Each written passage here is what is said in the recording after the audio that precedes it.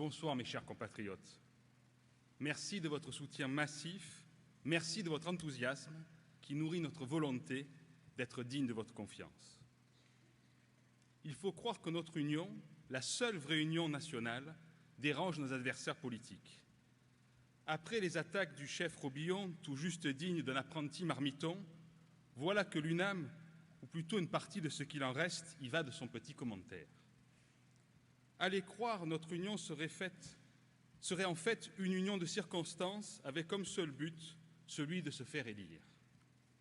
C'est sans doute parce que ma seule raison d'exister est d'être Conseil national que j'ai décidé en 2008 de ne pas me représenter à vos suffrages, et c'est sans doute également parce que la seule motivation de M. Éric Goadzone, conseiller national sortant et ancien président de l'UNAM, est d'être réélu, qu'il a, plutôt que de renoncer à ses valeurs et d'accepter une place qui lui était réservée sur la liste de nos adversaires, préféré rejoindre le comité de soutien de notre liste Horizon Monaco.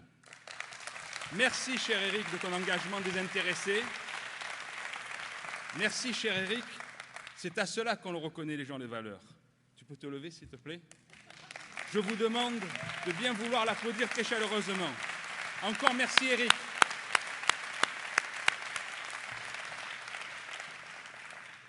Voilà, Madame Dittelot, voilà, Monsieur Cellario, l'exemple que vous aurez dû suivre plutôt que de projeter sur les autres vos propres démons.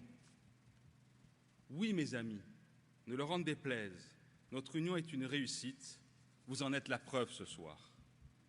Et pour en rester à une métaphore culinaire chère à Jean-François Romignon, la mayonnaise a bien pris.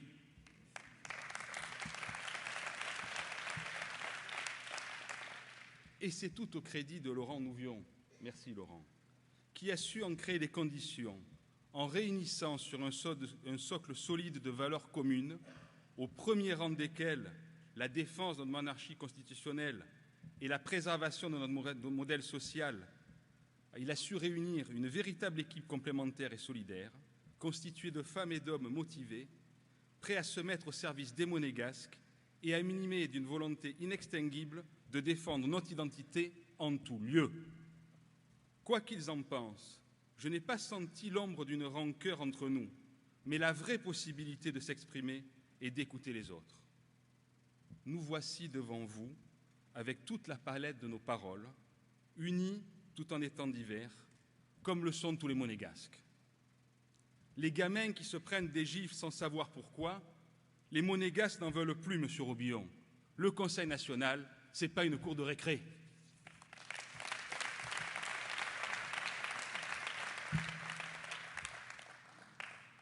La décision prise le 2 octobre par la commission de suivi du Conseil de l'Europe de saisir la commission de Venise et confirmée le 13 novembre est hélas emblématique des conséquences désastreuses de l'incapacité de la majorité actuelle à prendre en main les grands dossiers du pays. Quand on se rappelle les dérives institutionnelles de la majorité, et notamment son attitude vis-à-vis de l'examen en session extraordinaire du projet de loi sur les retraites et du rappel à l'ordre constitutionnel du souverain, on ne peut s'empêcher de se poser la question de l'existence d'un lien de causalité et de s'interroger si certains élus n'ont pas trouvé la gifle princière trop cuisante. Où finit d'ailleurs l'incapacité? Et où commence la traîtrise, quand on sait que la majorité du Conseil national était au courant de cette saisine dès le 2 octobre et qu'elle a décidé de ne pas prévenir le gouvernement princier sous prétexte d'un devoir de confidentialité vis-à-vis du Conseil de l'Europe. Autrement dit, entre Strasbourg et Monaco, ils estimaient que leur devoir était avant tout d'être serviles devant les eurocrates. Non, messieurs, votre devoir était de respecter vos électeurs qui vous avaient donné mandat de prendre soin de leurs spécificités et de ne pas la brader aux premiers luxembourgeois ou luxembourgeoises venus.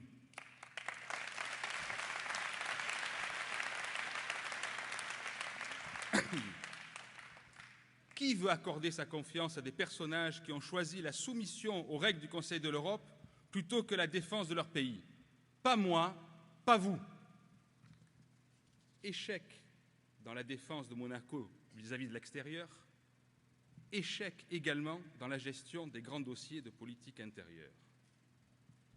pas un logement domanial de prévu après 2014, et en dehors de ceux programmés lors de la mandature 2003-2008, la majorité UDM ne peut mettre à son actif que les appartements domaniaux de la fameuse tour Odéon, pour lesquels on peut craindre que le montant des charges les rende inabordables pour une majorité de compatriotes, et l'opération Tamaris, aujourd'hui conspuée par cette même majorité pour des raisons esthétiques, majorité qui ne s'était pourtant pas gênée de vouloir livrer un immeuble avec un nombre ridicule de parkings et surtout de vouloir vous faire vivre des années à côté de travaux de constitution du nouvel hôpital dans le bruit et la poussière.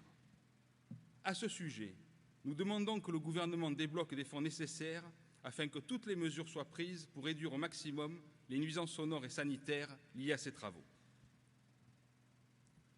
Concernant les finances publiques, il est temps d'arrêter le massacre. Le futur ex-conseiller pour les finances n'avait en bouche que les mots « ma cassette », c'est-à-dire la réduction des dépenses et des économies de bout de chandelle, alors que vous le savez, nous le savons tous, notre salut passe par la recherche de nouvelles recettes et par l'optimisation de la gestion du fonds de réserve, dont la performance est depuis des années intolérablement faible. Des solutions existent, mais il faut une majorité capable de les proposer et déterminée à en convaincre le gouvernement. Cela passe, par exemple, comme vous en a parlé Pierre, par la création d'un fonds de réserve ou encore par l'optimisation du fonctionnement de la Caisse des dépôts et consignations. Et la priorité nationale. Ah oui, je sais, à Strasbourg, Luxembourg ou Venise, c'est un gros mot. Eh bien non, monsieur, ce n'est pas un gros mot. La priorité nationale, c'est un grand mot. Et ce grand mot-là, nous n'entendons pas de remède.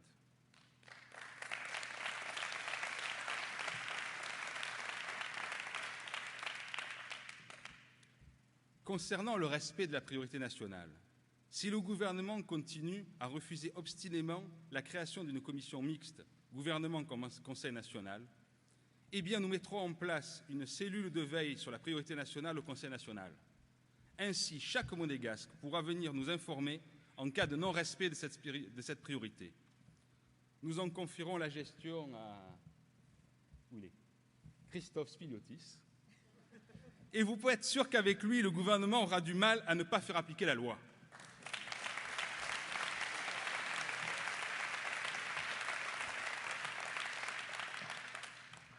Dans le domaine de la santé, il existe actuellement une garde de médecine générale seulement pour les week-ends et les jours fériés. Autrement dit, pendant la semaine, il vaut mieux pas être malade le soir. Il n'est pas normal que durant les nuits de semaine, il n'y ait pas de médecin de garde, ce qui impose, si on a besoin d'un avis médical, de devoir se déplacer aux urgences du CHPG, alors qu'une consultation à domicile aurait pu être suffisante. Outre les désagréments pour la personne malade, cela entraîne un encombrement du service d'urgence et donc une augmentation des délais de prise en charge pour ceux qui en ont réellement besoin. Nous allons prendre des dispositions pour que le tableau de garde de médecine couvre tous les jours de l'année. C'est possible. Je peux vous dire que ça sera réalisé. Je m'y engage.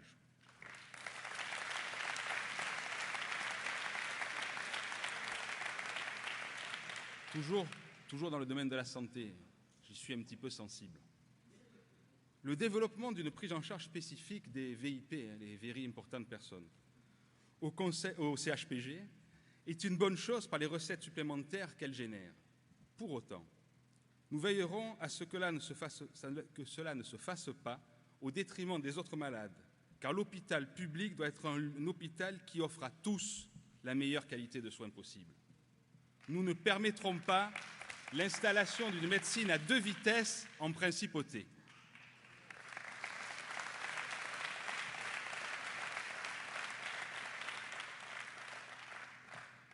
Vous voyez, mes chers compatriotes, les femmes et les hommes qui composent la liste Union Monaco ne manquent pas d'idées pour bâtir le Monaco de demain, ni de volonté pour les réaliser.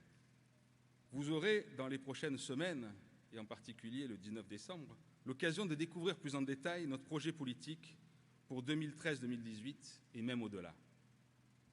Pour la défense de notre monarchie constitutionnelle autour de notre souverain et de la famille princière. Pour une meilleure gestion des finances publiques, seule garantie de la préservation de notre modèle social, envié bien au-delà de nos frontières. Pour une représentation nationale à votre écoute et à votre service. pour la force inaliénable de notre identité, pour le respect sans concession de nos spécificités et pour que demain encore nos enfants soient fiers et heureux d'être monégasques, le 10 février 2013, votez et faites voter liste entière Horizon Monaco. Vive le prince, vive Monaco. Merci.